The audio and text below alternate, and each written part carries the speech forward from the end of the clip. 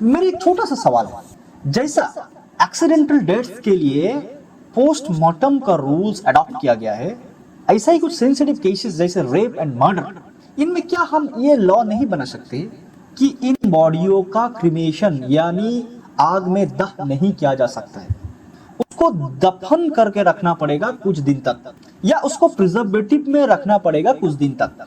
जब कोई डिस्प्यूट नहीं रहेगा तब उसे अब क्रिमेट करे या आग में दह करे तो कोई प्रॉब्लम नहीं।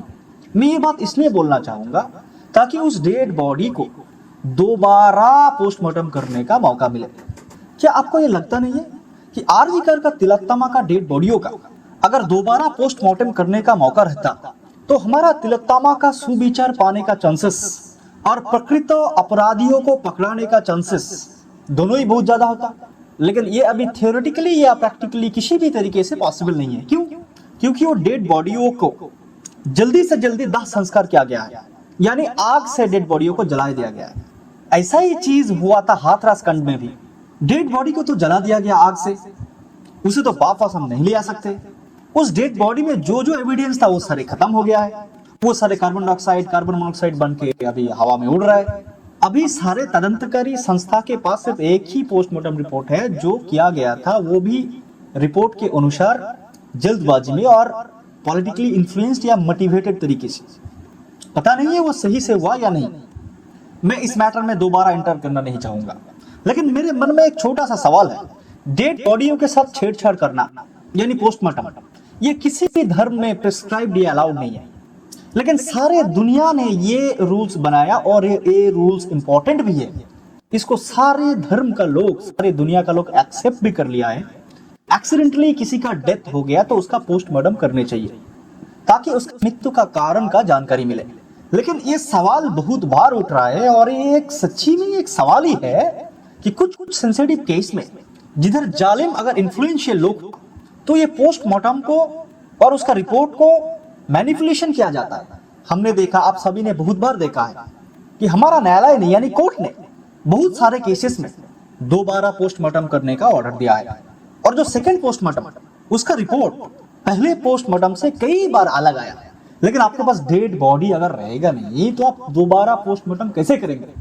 मेरा सवाल ये है, देखिए हम लोग जानते हैं कि हमारा देश का ज्यादातर सनातनी धर्मावलंबी लोग डेड बॉडियों को आग से जला देते।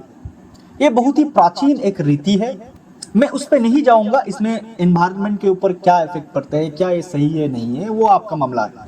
मैं इसका इज्जत करता हूं ताकि ये आप लोगों का बिलीव है, इंडिया का बहुत सारे लोगों का बिलीव है, मैं इसका इज्जत करता हूं क्योंकि मेरा जो धर्म विश्वास है, मैं जो स्क्रिप्चर फॉलो करता हूं, उनका सूरह अल अनम प्रश्न नंबर 108 विश्वास का किसी चीज पर टिप्पणी करना पूरी मना है, तो हम इस पर नहीं जा रहे। नहीं हम आपको बोल रहे हैं कि आप चेंज कीजिए, ये क्रीमेशन बंद कीजिए, ब्यूरिड कीजिए यानी दफन कीजिए। देखिए रिसेंटली आपने देखा है हमारा वेस्ट बंगाल में वो अनीश खान मर्डर केस में, वो ढोलाहाट का टॉर्चर एंड मर्डर केस में हमारा न्यायालय ने दोबारा पोस्टमार्टम करने का ऑर्डर दिया था। लेकिन ये पॉसिबल इसलिए हो पाया क्योंकि वो बॉडी दफनाया गया था, ब्यूरिड थी। अगर उसको जला दिया गया होता तो उसको दोबारा पोस्टमार्टम करना पॉसिबल नहीं होता।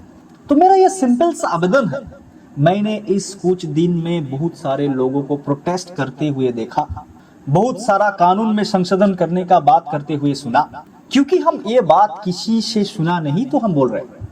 किसी भी धर्मीय आचार आचरण पे सवाल करना या उस पर टिप्पणी करना या उसको छोटा दिखाना मेरा मकसद नहीं है। अगर किसी ने मेरे बात से हट हुआ तो मैं विनम्रता से आपका माफी चाहूंगा। लेकिन मेरा बोलने का सिर्फ एक ही मकसद है कि जैसे हम लोग पोस्टमार्टम को अडॉप्ट किया है, going against the law and rules of all the religions, क्या हमें क्रीमेशन का यानी डेड बॉडियों को आग से जलाने का रूल्स में कुछ स्पेसिफिक केसेस में जैसा बलात्कार या मर्डर, उसमें अलग प्रोविजन नहीं रख सकते? इस साइंस और टेक्नोलॉजी का टाइम में ये बहुत ही आसान एक काम है कि आप एक डेड बॉडियों को महीने से महीने तक एज इट इज प्रिजर्व कर सकते हो। और अगर वो बंदोबस्त भी नहीं हुआ तो हम कुछ टेम्पोररी टाइम के लिए उसको ब्यूरिड यानी दफन करके भी रख सकते हैं। इससे क्या होगा, जो विक्टिम है और उसका परिवार है उसे न्याय मिलने का चांसेस ज्यादा होगा। क्योंकि एक टेंडेंसी देखा जा रहा है कि जब ऐसा कोई घटना हो रहा है तब कुछ लोग उस डेड बॉडियों को जल्दी से जल्दी शव दाह करके निपटने का कोशिश में लगा है। और अक्सर ये घर वाले मान भी जाते हैं क्योंकि ये एक रिचुअल्स है, उनको लगता है कि ये उनको हेल्प कर रहे हैं। हाथरस एक एक्सेप्शन है जिधर जोर पूर्वक जलाया गया है। हाथरस जैसे घटना एक्सेप्शन है, ये एग्जाम्पल्स नहीं बन सकते। हाथरस जैसे घटना ये 21st सेंचुरी में होना हमारे लिए एक लज्जा है, हमारे लिए शर्म का बात है। लेकिन आरजी कर कांड में भी हम ये देखिए सारे सनातनी के अंदर ये कल्चर नहीं है। बहुत सारे सनातनी कम्युनिटी ऐसा भी है जो बॉडी को दफनाते हैं, क्रिश्चियंस लोग भी दफनाते हैं। मीन्स इस्लाम छोड़ के बहुत सारे ऐसा रिलीजियन है, इवन सनातनी भी है जो बॉडी को दफनाते हैं। तो आप इगोइस्टिकली अगर इसे डिनाई करें कि ये मुसलमान लोगों का प्रैक्टिस है तो आप गलत है।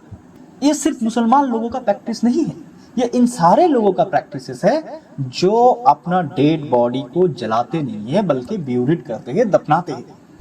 कौन सा बेटर प्रोसेस है, आग से जला देना या दफनाना, वो subject to discussions of the scholars from both scientific and religious field. इस पे मैं सवाल या दखल करना नहीं चाहूंगा।